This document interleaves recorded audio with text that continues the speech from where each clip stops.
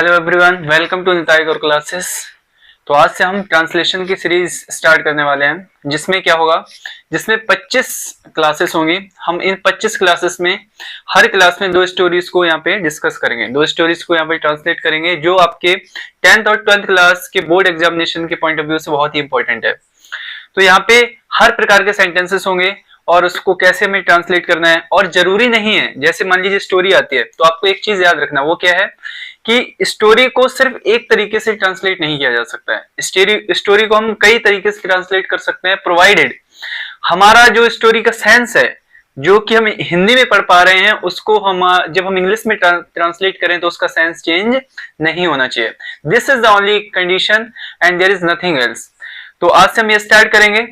I request all of you, please initiate this process and start practicing at least 25 day, only 25 day we will cover 2 stories in a day, and in which we will understand how to translate from Hindi to English and what are the concepts and how not to miss the sense of Hindi story when we are translating into English. Okay, thank you so much. So let's begin.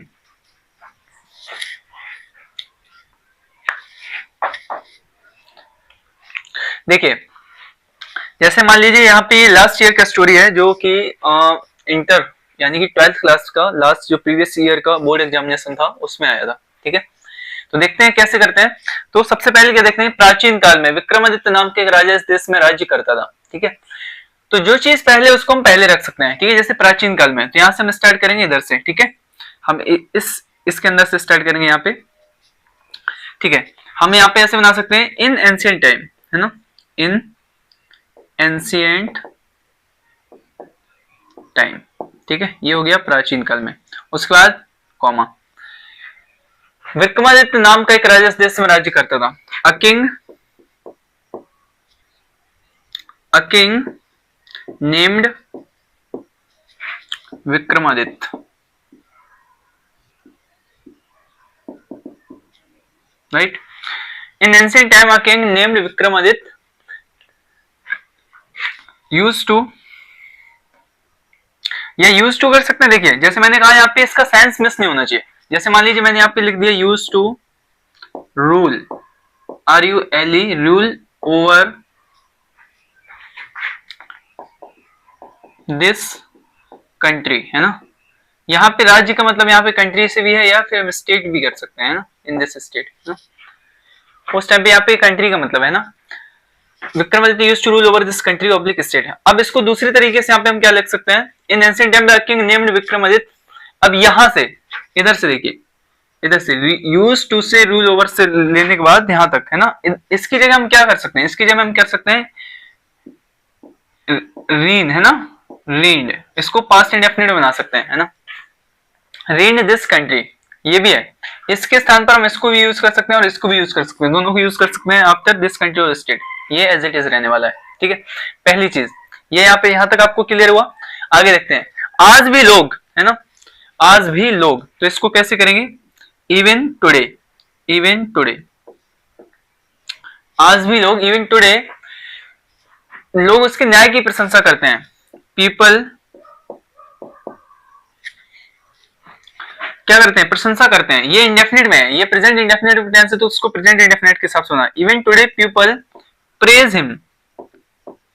Him for, किसके लिए, उसके न्याय के लिए, for his justice, right. ये हो गया। अगला देखिए, फुल स्टॉप। फिर क्या है, एक दिन कुछ लड़के एक गांव के पास एक जंगल में खेल रहे थे, है ना। वन डे, एक दिन,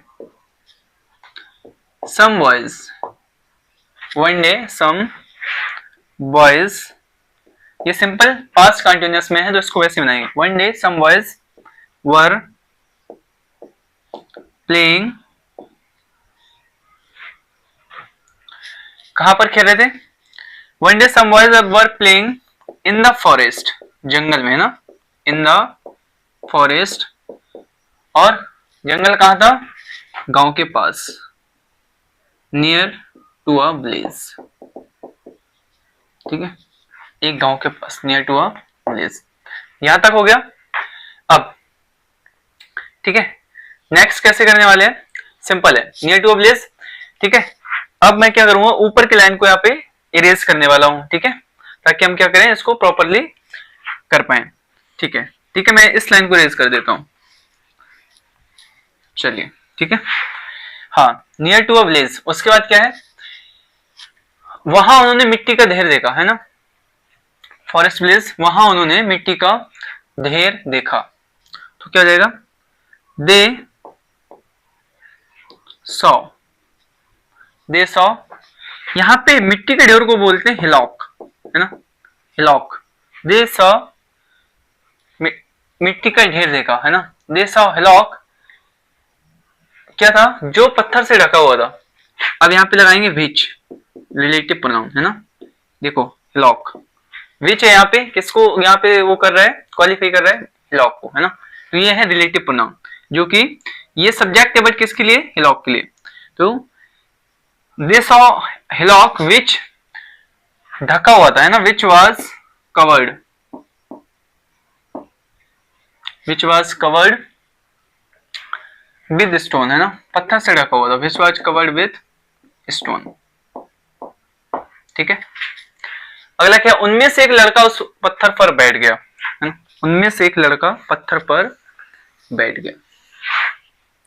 उनमें से मतलब one of the boys, one of the boys. ठीक है, वन ऑफ द बॉयज, हमें उनमें से एक लड़का उस पत्थर पर बैठ गया है, sat on the stone, on the stone. ठीक है, one of the boys sat on the stone, full stop. उसके बाद क्या है, उसने अपने साथियों से कहा, फिर क्या बन जाएगा, ही सेट। अब देखो ये नरेशन है, ये क्या है, narration. He said to his fellows,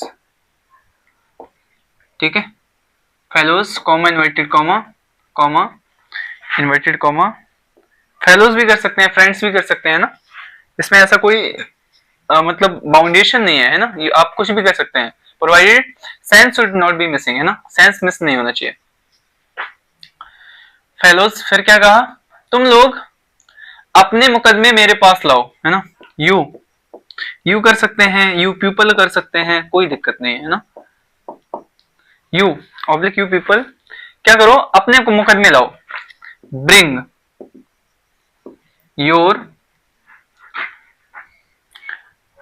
you people bring your dispute, है ना, मुकदमा बोल सकते हैं, डिस्प्यूट विवाद, है ना, डिस्प्यूट्स, ऑब्लिक केसेस भी कर सकते हैं ना, केसेस भी कर सकते हैं, कोई दिक्कत नहीं।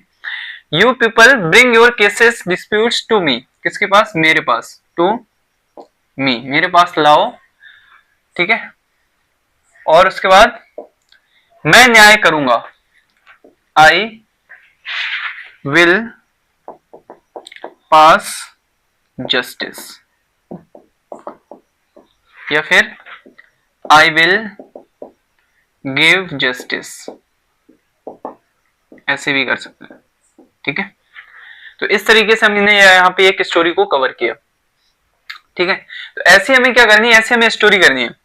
देखिए, आपको दिखने में ये आसान लग रही होगी, जब हम एग्जाम में बैठते हैं तब हमें वहां पे वोकेबलरी नहीं आती है, पहली चीज, कई बार वोकेबलरी नहीं आएगी, कई बार हमें समझ नहीं आएगा कि हमें कहाँ पे पैसे बनाना है। जैसे मान लीजिए ये वाला सेंटेंस है ना, ये वाला, जो पत्थर से ढका हुआ था, जो पत्थर से ढका हुआ था, इसको हमें कई बार समझ नहीं आएगा कि इसको कैसे बनाना है। तो यहाँ पे क्या है, यहाँ पे पैसिव वॉइस में बनाया गया है, राइट। और जैसे देखिए लास्ट वाला है, ये तो सिंपल है क्योंकि इन्वर्टेड कॉमा क्लोज है, तो हमें क्लियर समझ में आ रहा है कि ये नरेशन है। ठीक है, तो इस तरीके से हम क्या कर सकते हैं, इसको स्टोरी को ट्रांसलेट कर सकते हैं। So this is one first story, after then we will continue the second one story. ठीक है, so I am going to write another story, just wait for a minute.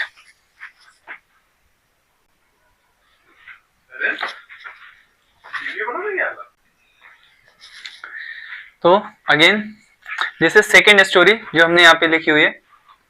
देखिए स्टोरी बहुत important है, इसको हल्के मत ले लीजिएगा, don't take it easy, because 12th class में 5 मार्क्स का वेटेज रखती है और 10th क्लास में 4 मार्क्स का, एंड इवन अभी जो न्यू सिलेबस उसके हिसाब से यहाँ पे 6 to 7 मार्क्स का भी स्टोरी यहाँ पे आपका आ सकता है। तो ये आपके लिए बहुत इंपॉर्टेंट है, इसमें बिल्कुल भी क्या ना करें, बिल्कुल भी लेजीनेस या कुछ ना दिखाएं, इसमें प्रैक्टिस करें जस्ट 25 क्लास। उसके बाद आप देखेंगे कि आप यू विल फील कॉन्फिडेंट, है ना, इन ट्रांसलेटिंग स्टोरीज। चलिए स्टार्ट करते हैं इसको। लिखा है मुंशी प्रेमचंद्र को कौन नहीं जानता। This is interrogative sentence. तो हमें करना क्या है, सबसे पहले हम प्रश्नवाचक शब्द को बनाएंगे। जैसे कौन लिखा है तो हमने बना दिया इसको हु, है ना। नहीं जानता है, प्रेजेंट इंडेफिनिट टेंस है, तो who does not, who does not know, who does not know Munshi Premchandra, right, who does not know Munshi Premchandra.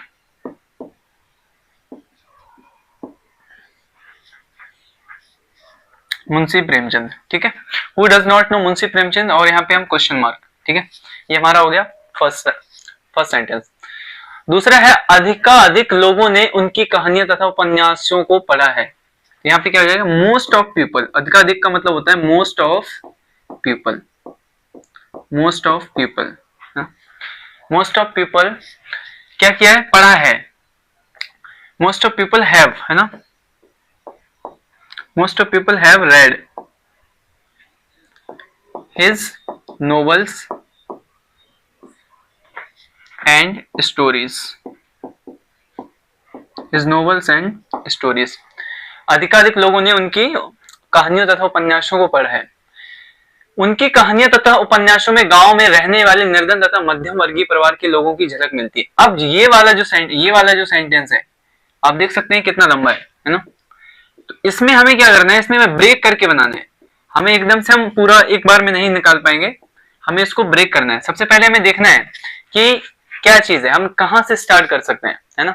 उनकी कहानी तथा उपन्यासों में गए तो यहां से स्टार्ट करेंगे, और ऑब्वियसली कर सकते हैं। दूसरा तरीका है कि एक और तरीका है, जैसे यहाँ पे लिखा है तो मध्यम वर्गीय परिवार के लोगों की झलक मिलती है, तो हम यहां से स्टार्ट कर सकते हैं ना। कैसे स्टार्ट करेंगे, देखिए यहां से स्टार्ट कर सकते हैं। द डिस्क्रिप्शन है ना, द डिस्क्रिप्शन किसके बारे में, अबाउट निर्धन तथा मध्यमी वर्गीय परिवार के लोगों के बारे में। The description about poor and middle class people, poor and middle class people, ठीक है। इतना हो गया, यहाँ पे सब्जेक्ट हो गया। The description about poor and middle class people क्या होता है, मिलती है, झलक मिलती है, तो इज फाउंड। यहाँ पे द डिस्क्रिप्शन है, ये सिंगुलर है इसलिए यहाँ पे इज लग रहा है। The description is found. अब ये कहां मिलती है, उनकी कहानियों तथा उपन्यासों में, है ना। अब यहाँ पे एक और चीज, the description about poor and middle class people of village. इसका गांव का भी है ना, ये वाला सेंस देखिए यहाँ पे गांव में, तो of people, of blaze is found. ये कहां पर मिलता है, उनकी कहानियों तथा उपन्यासों में, तो आ जाएगा in his novels and stories, ठीक है। तो इस तरीके से हम इसको ब्रेक करके बना सकते हैं। सबसे पहले हमें देखना सब्जेक्ट, सब्जेक्ट के बाद फिर इसके अकॉर्डिंगली हम क्या करेंगे। और ये जो सेंटेंस है ये पैसिव में बनेगा, है ना। इसको आप यहाँ पे एक्टिव में नहीं बना सकते हो, क्योंकि इसके उनके बारे में वर्णन मिलता है, तो यहाँ पे इसको हम पैसिव में बनाएंगे। आप देख सकते हैं इज प्लस वर्ब का थर्ड फॉर्म है, तो ये यहाँ पे पैसिव में है। अगला है, उन्होंने गांव रीति रिवाज, सामाजिक बुराइयों तथा जमींदारों के अत्याचार तथा अधिक अंधविश्वासों के विषय में खुलकर लिखा है। तो अभी यहां तक क्लियर हो गया, इसको हम इरेज करेंगे। हाँ, तो क्या लिखा है, उन्होंने, है ना। तो सबसे हम क्या कहेंगे, ही। यहाँ पे मुंशी प्रेमचंद सिंगुलर है, इसलिए हम इसके हिसाब से नहीं बनाएंगे, है ना। दे, हम यहाँ पे लिखेंगे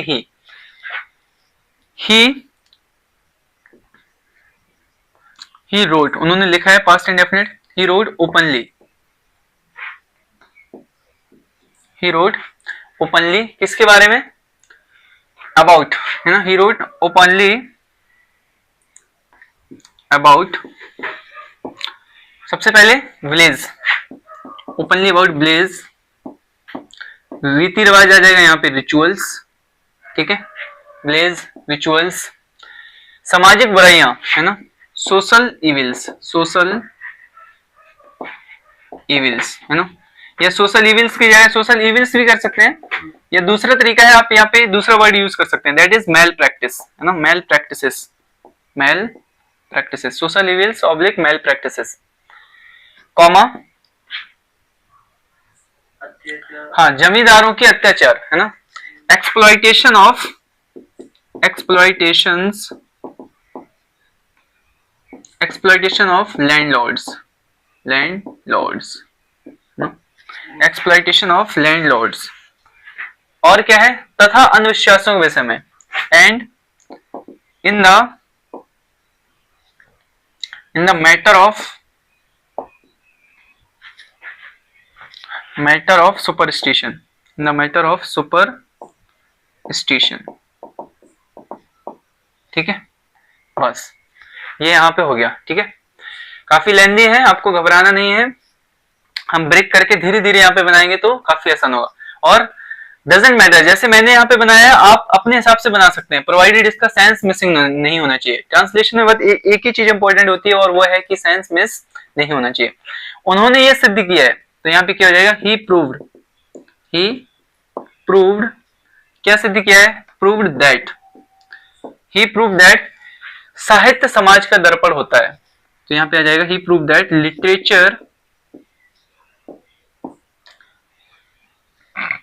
literature is the mirror of society, ठीक है, so this is how we have translated this story in English, so in the same manner we have to continue these translating stories till 25 days, है ना, if once we complete 25 days package then you will be able to feel the confidence, है ना, the reason confidence, and जिसमें आप क्या कर सकते हैं, आसानी से चीजों को टैकल कर पाएंगे, समझ पाएंगे और उनको ट्रांसलेट कर पाएंगे, इस तरह से आप 5 मार्क्स जो ग्रामर में बहुत इंपॉर्टेंट है स्टोरी पॉइंट ऑफ व्यू से, उनको आप आसानी से ग्रैब कर सकते हैं, ठीक है, so this is all for today, we will again meet in next class and with some other stories, so by that time we will I request you all to also translate some more stories from your syllabus, from your book, और इसके साथ ही हम फिर कल और grammar के दूसरे topic में मिलेंगे, ठीक है, thank you so much, keep watching, bye bye.